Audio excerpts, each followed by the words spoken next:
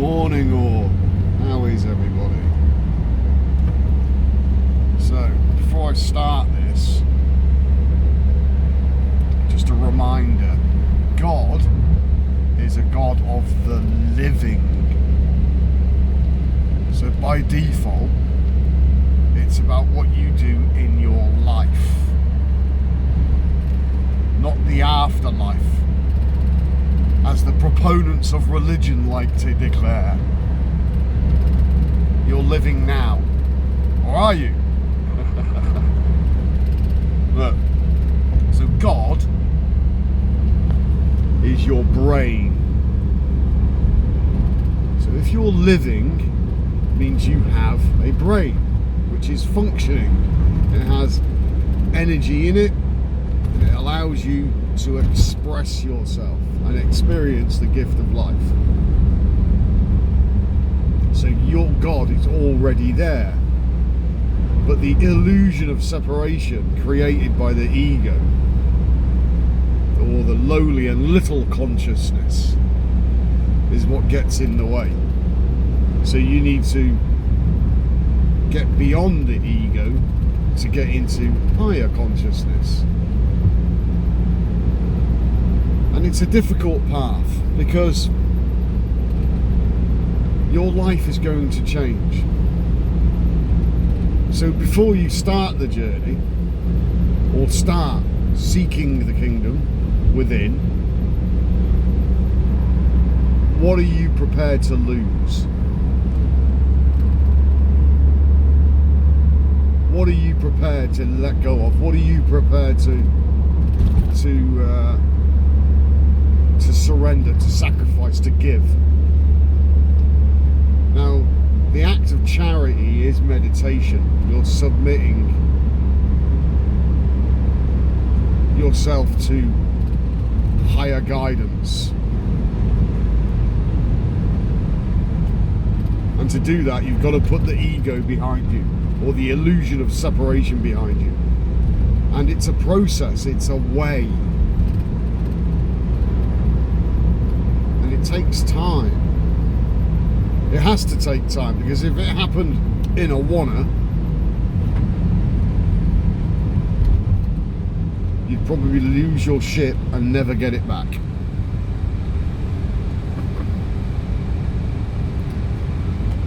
Now,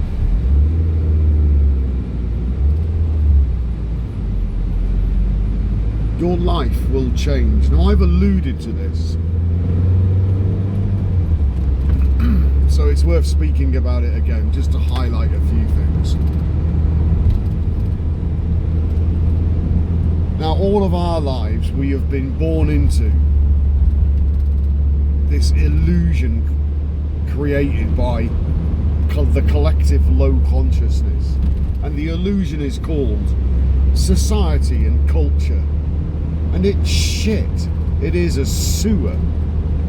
But because you're in it, you get used to the smell of piss and shit. And you don't really know you're in the sewer.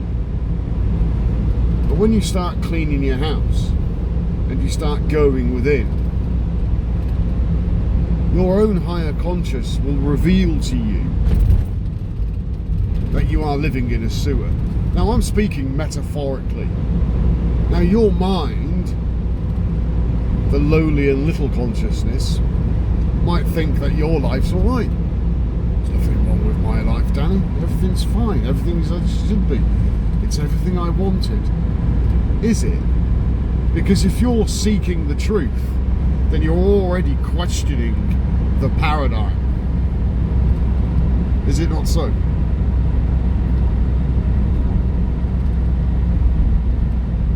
So you need to be committed, earnest, serious, not a dilly-dallyer, tap dancer, a fence sitter.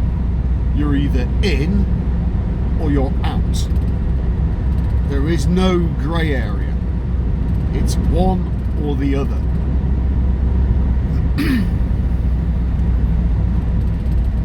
Now, as you're cleaning your house and you're meditating, you will experience some unpleasantness you will begin to recognize that what you thought was fine is actually shit. And now you're beginning to smell it. Not only can you smell it and see it, you're actually covered in it, and you want to get it off. And this is where meditation plays its part, because you'll be guided, and it's a bumpy ride, and you won't always understand what's going on. But children seldom do. It's only after the fact that the child understands what has actually happened. Be like a child. Of all the things that I've experienced in my life, the best guidance I have ever had is what I've experienced in the last 5 years or so, and it's all come from within, and I can't fault it. Now, during that bumpy ride, my ego's been, what the fuck is going on here? Why do I see this? Why do I feel this way? It's because it was pointing out to me all the things that I suppressed. I ignored this, I ignored that. Oh, that's a difficult situation. I don't really want to look into that too much. That's far too uncomfortable. It rocks my boat. But it makes you look at all these things, because you have to look at all these things to free yourself from them, because then you become part of the process. You become more conscious, and because you become more conscious, consciousness is spirit, you become more spiritual. Now, I'm not talking about that new age shit. I'm not talking about that. I'm talking about you live more consciously.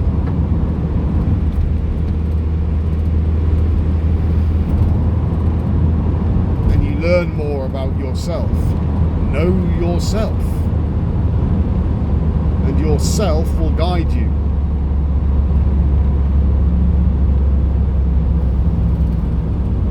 There are difficulties, and the difficulties are caused by the ego, because it doesn't like change. It wants everything to be just so, and when change threatens, it tries to protect what it thinks is good, but it isn't. And it's about freeing yourself from mental slavery.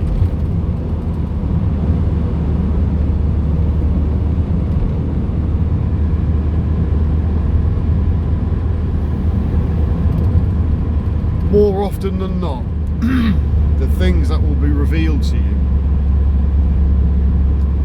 you will already know about. You will know in your heart of hearts that you have avoided it. But it will keep coming up until you deal with it. At the same time as well, emotions will be coming up for no reason. That's the system cleaning itself out. You just got to let it flow through you. The quicker that stuff moves through you, the better. But the ego is perplexed by this. Why do I feel so emotional? Nothing's happening. It was a nice day and I'm meditating and these emotions are coming up.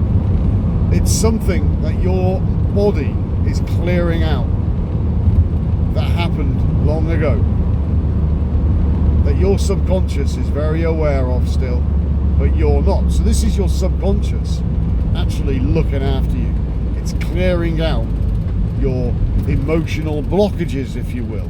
It's clearing out your emotional scar tissue. But it isn't always tears or sadness. Sometimes it's punctuated by deep, an indescribable joy, a kind of bliss, which is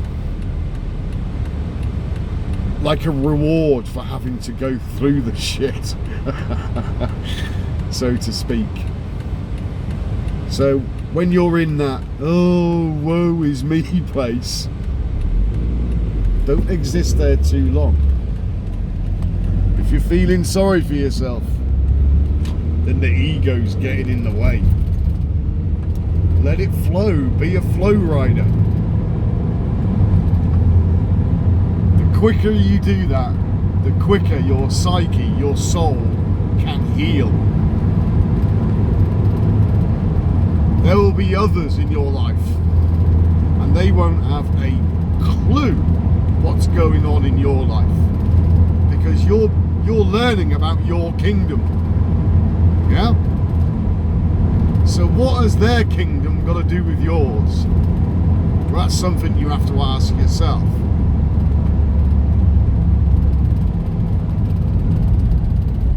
There will be people in your life, and you will remove them. Other people will come into your life. They might be there for a short while or a long while, it doesn't matter, but they're there for a reason. This spirit is in everybody. People will say things to you, and it will seem offbeat or off the cuff, but the things they say will come in loud and clear. And that's the spirit working through them, without sounding all woo-woo. But that's how it works. So pay attention. Live consciously.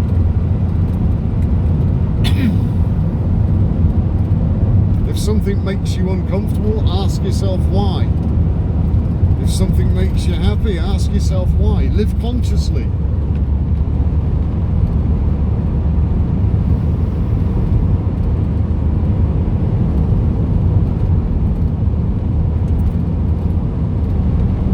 The little empires that you've built,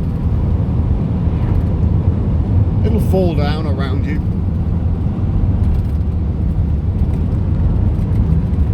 You can try and cling to it if you want. It'll still fall down around you.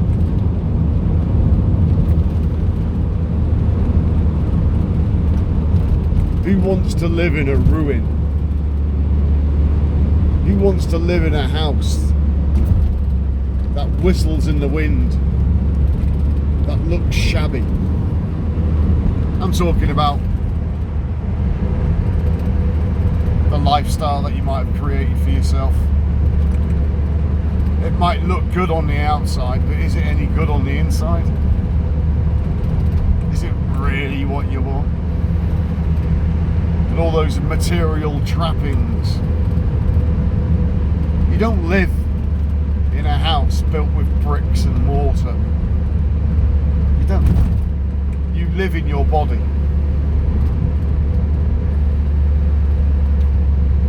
And if you cling to the material things, you're externalizing your life at the expense of the life within.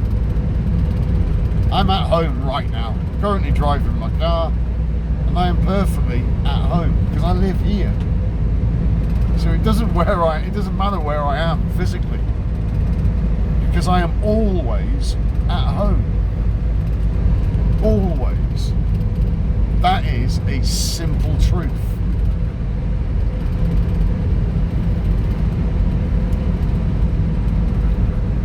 Don't cling to material things. All that shit can be replaced.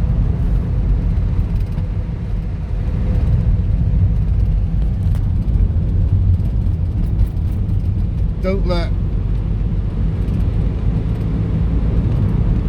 the development of your consciousness be mired by petty things like materialism, because none of it's yours anyway. It never was, never will be. Oh, well, I've got a piece of paper that says it's a piece of paper. It means nothing. You merely have the use of something for a limited period of time.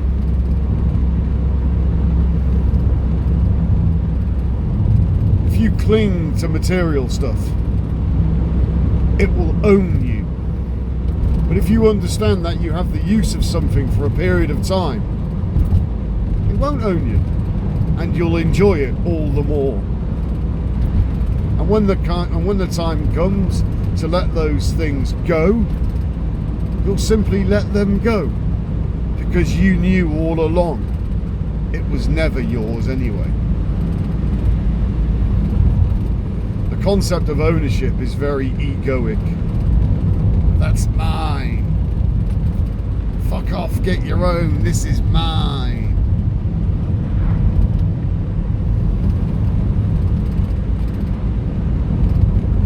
This is my house, my car.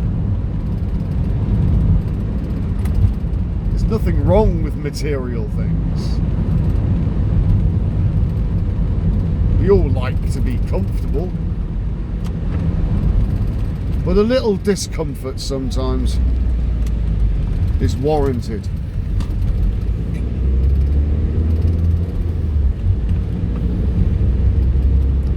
If you slept on the floor for a month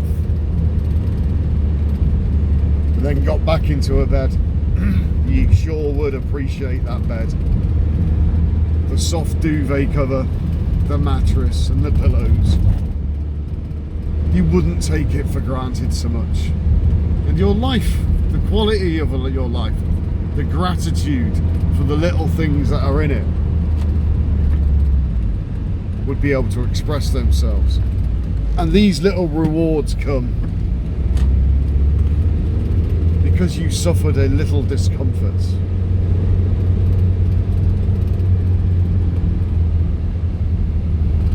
So how much discomfort are you willing to take to allow your life to develop into something that it really should be?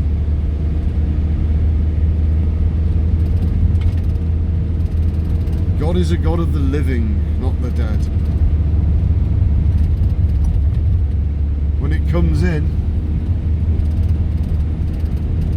it will move things around. Now you can fight against it like Jonah did, or you can learn to work with it and be taught by it. That's where it all is. Take care, folks.